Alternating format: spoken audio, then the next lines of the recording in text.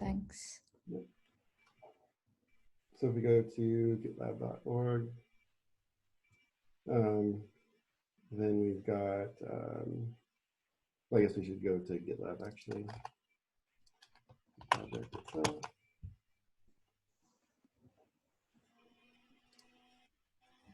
So we've got all the pipelines here that run for GitLab. And you wanted to know a little bit about the history and what are the most important features, is that right? Yeah, right.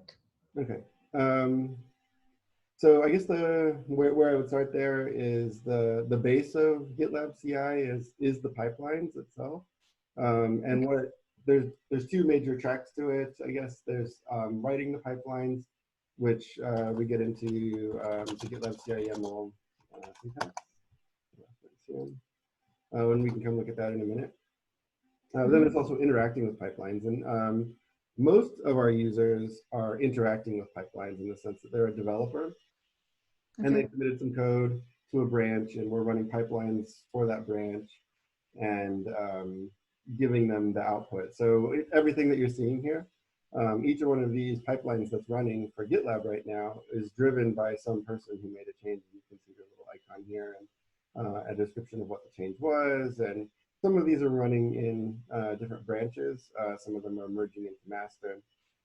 But all of these is a pipeline running, which is validating some change in some way, or doing some activity. It could be a deployment as well. We currently have on here where you can filter pipelines in different ways. Like I could find ones where I was the author.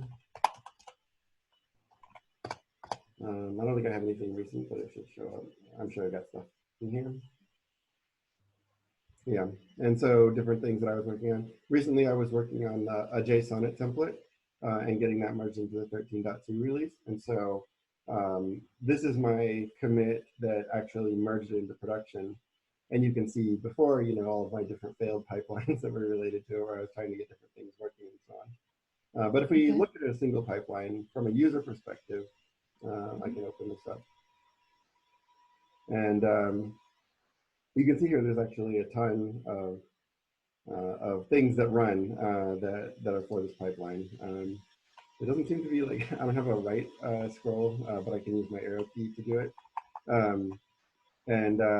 These are all the different phases. And when we talk about authoring, you'll see somebody at GitLab, or actually many people at GitLab, work on authoring this pipeline so that all of the right things happen. But for me as a user, I could come in here, and while this was running, I was like, okay, I hope this works, and I can follow it along. Things will turn from pending to orange to blue, which is running, to green, and I can see all of that happen. There's some information here for me about, this is my merge request that I was working in. If we look at the merge request, it also knows about all of the pipelines. So I would actually say that more than the pipeline interface for a developer, the merge request is the main interface to pipelines. Because this is where you're working, I can see all of my changes here that I made that were related to this MR. And then importantly for this conversation, I can see the pipelines that ran that were part of it. Also kind of related to our area, but not exactly, is review apps, which were here. So you can review all of these things, and like as it was going through different environments, like you'll view it on that environment. One thing that's also related to verify, but not within the CI group in particular, is this code quality metrics and scanning stuff. So this has all been wired in. When it would be, there's some job that ran in here amongst all of these jobs that generated these outputs, and you can see now this is all nonsense because I didn't actually increase code quality by 92 points or degrade it by 47 points. Like basically the changes that I made should have resulted in nothing. So yeah, I didn't remove any gems or add any gems. I don't know why all this stuff is showing up. And there's discussions. Marcel's been talking about these for, I think, for a few issues or a few milestones, trying to make progress on cleaning this up. But yeah, there's just like, I didn't introduce any critical security bugs, or basically none of this is true. So those teams are looking at cleaning this up and making sure that it's done, that this is actually correct. But it is related to pipelines, so I wanted to touch on that. And then, you can see our pipelines here.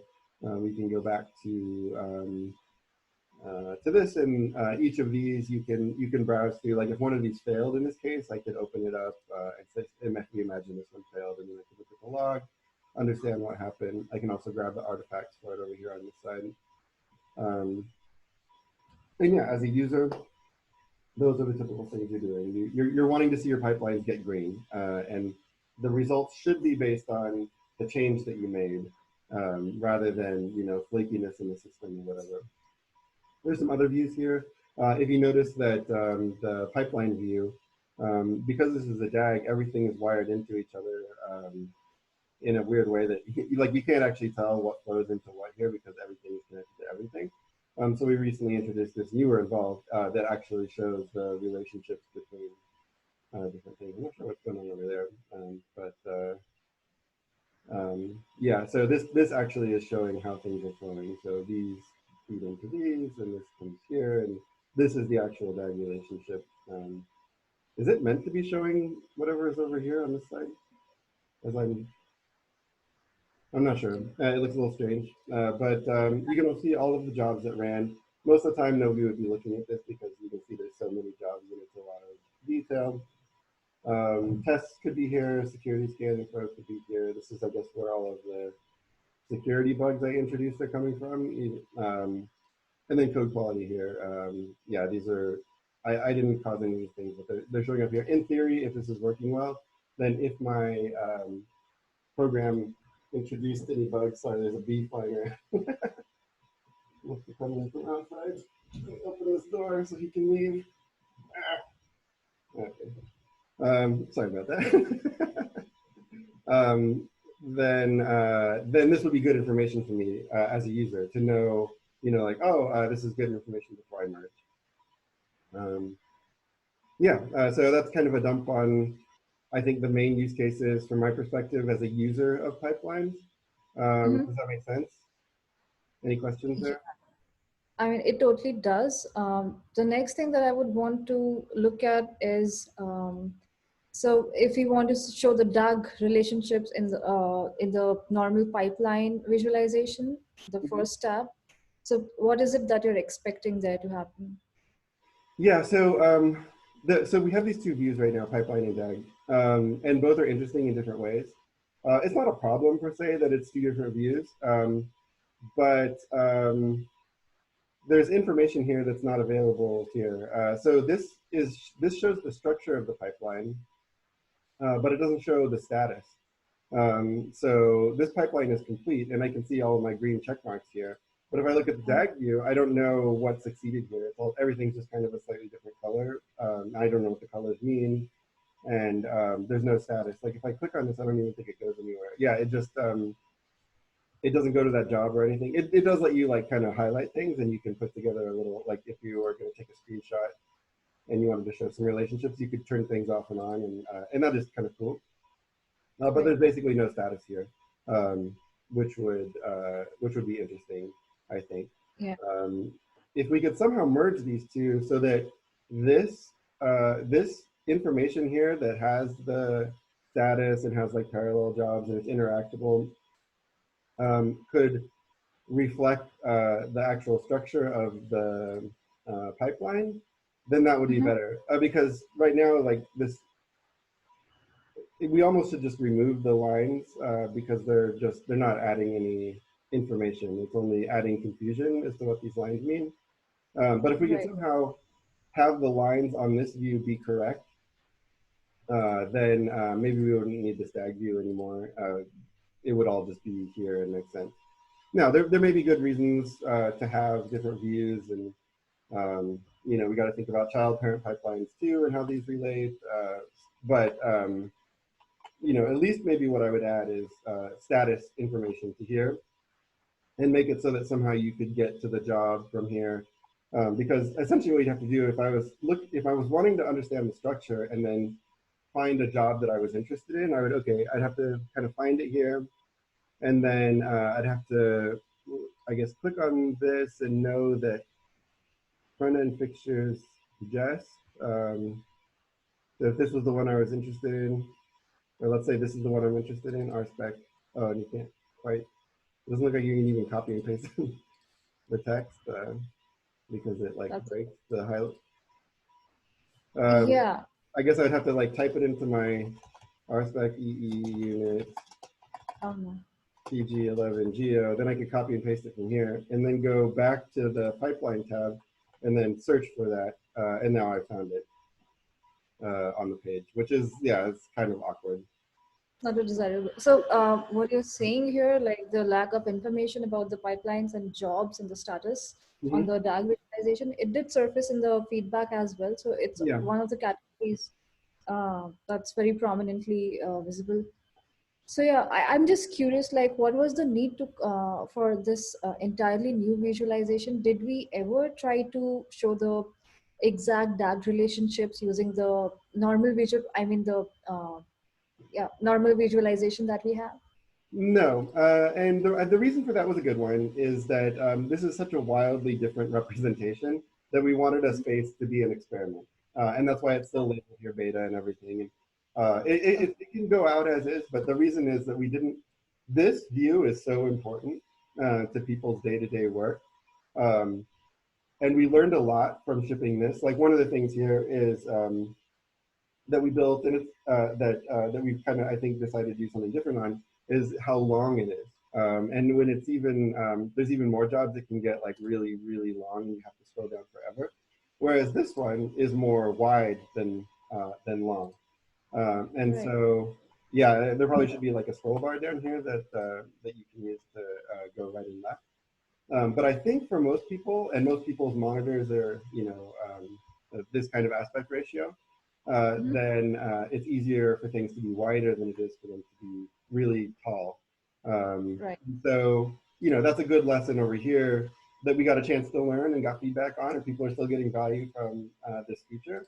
But we didn't kind of like, quote, mess up the main view that most people use in learning that.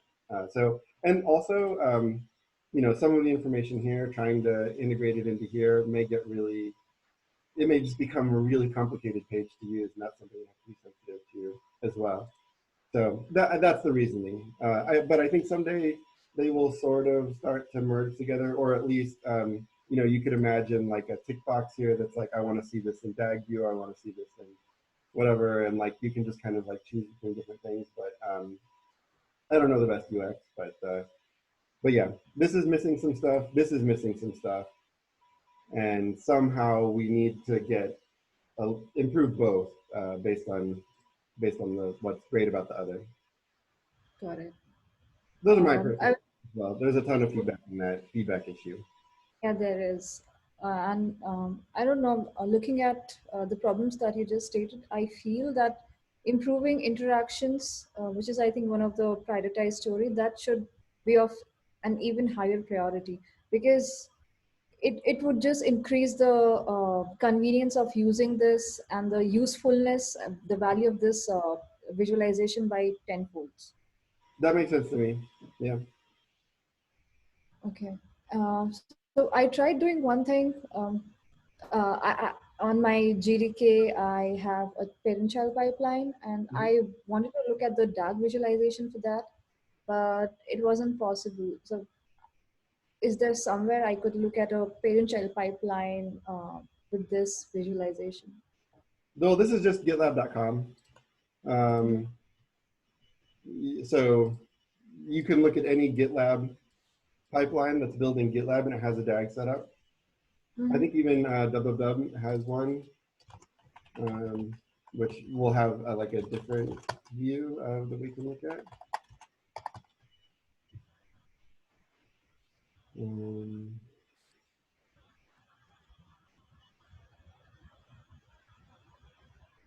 the finish one. Oh, I guess they're not using the DAG here.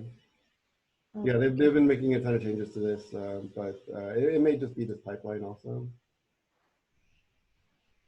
No, I don't see any longer ones. So yeah, they may have flattened things here. They're not using the DAG for now. But yeah, GitLab is a great example because it's a very big, complicated one. It's also relatively easy to set one up yourself if you want to just set up like 10 different things. Um, Mhm. Shinya was also just saying, so what the actually we were talking about it earlier, the JSON templating thing that I released. that's a little language for making YAMLs. And so you can use that to generate whatever structure you like for testing. So you can tell it, this is what a job looks like, and here's the structure I want, and then it will automatically generate all of the jobs in whatever structure you want. Not quite that simple, but something closer to that than having to do it manually. And that may be helpful as well. That's interesting. So, okay. And yeah, another thing I was curious to know, like the evolution. I mean, since you're here at GitLab, what are the most important features which has been added to the CI GitLab CI/YAML section? Mm-hmm. Yeah, so I think a lot of there's good stuff that we can do on this side as well in improving the interaction. You saw some of the weirdness even in just this like quick demo that I just showed around things like the results and just making things easier. Mm-hmm. But a lot of the big features that have been important to me are around authoring. And this is our GitLab CI YAML reference here, which has all of the keywords that are supported by the GitLab CI YAML and how to use them. This is where I think most of the innovation has been happening.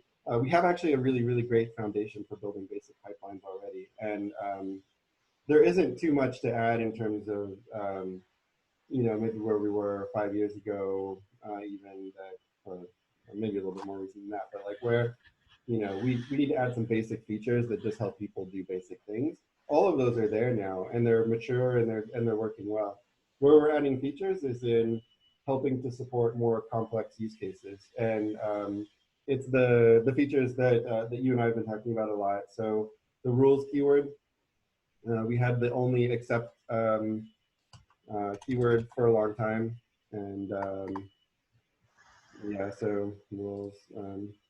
So we had only except, which had an awkward syntax where you could say only run this job in these scenarios, but don't run these job in these scenarios, and the logic that was driving it was not clear. So in the way that you could write an expression like this, if CI commit equals master, then these things I want to happen. You sort of had to imply it, and then it was like, okay, but what order is GitLab going to evaluate these? I don't know. One thing that we're adding, for example, is parenthetical statements. So you could say if parentheses this or this, end parentheses, and then or this, so you can build more complex logic and define it yourself. That's coming here, and this is just in that way a lot better because it's much more crisp. Unfortunately, it was like kind of confusing as we rolled it out because it works differently than only accept. And so if you were used to the magic things that only accept did for you and the behaviors that it had, this just kind of assumes that you are explicitly telling it everything that you want. And it can be confusing if you're trying to migrate between the two. So we're still working through that a bit, but this feature is great, and it's getting better all the time. The needs keyword is what drives the DAG and the DAG visualization. So this enables executing jobs out of order. So the way that GitLab used to work is that it would simultaneously start all of the jobs in the first stage, and then once the last one of those finished, it would simultaneously start all of the jobs in the next stage. And then once the last one of those finished, it would simultaneously start all the rest. You get the idea. It worked fine for most basic use cases, but with mono repos is a great example, but also really anything more complex. You just want to say like, yeah, I put this in the deploy stage, but just run it as soon as the build for it is done. Like, don't wait for everything in that stage. And so what this does is let you break that stage execution order. I think that's the easiest way to think about it. And that lets you kind of build out this graph, well, that we saw in the DAG visualization, and GitLab will then just execute everything as quickly as possible. It's more complex because you have to say what those relationships are, but it lets you do things that were not possible with that stage-based model. And then the last one is child-parent pipelines, and really, child-parent pipelines is a great feature, but what we were really building it for was the ability to do dynamic child pipelines, which is So child parent pipelines lets you start another GitLab CI YAML that's inside of your repo somewhere.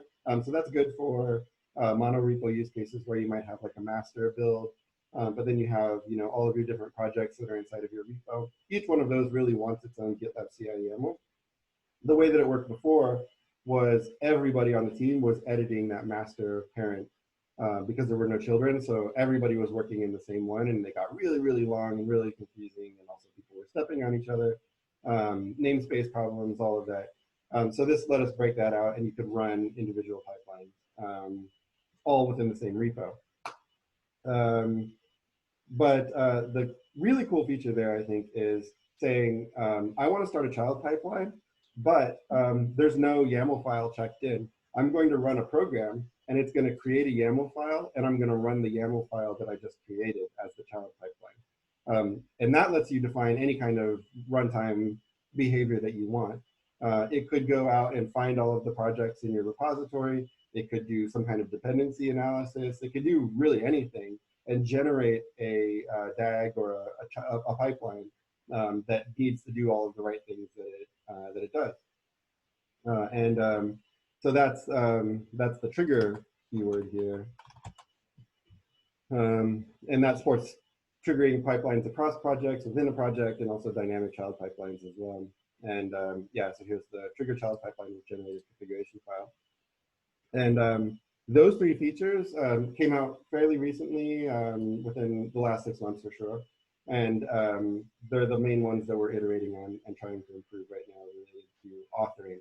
And it's all about improving the ability for teams to handle more complex use cases while still keeping their CI YAMLs as simple as possible.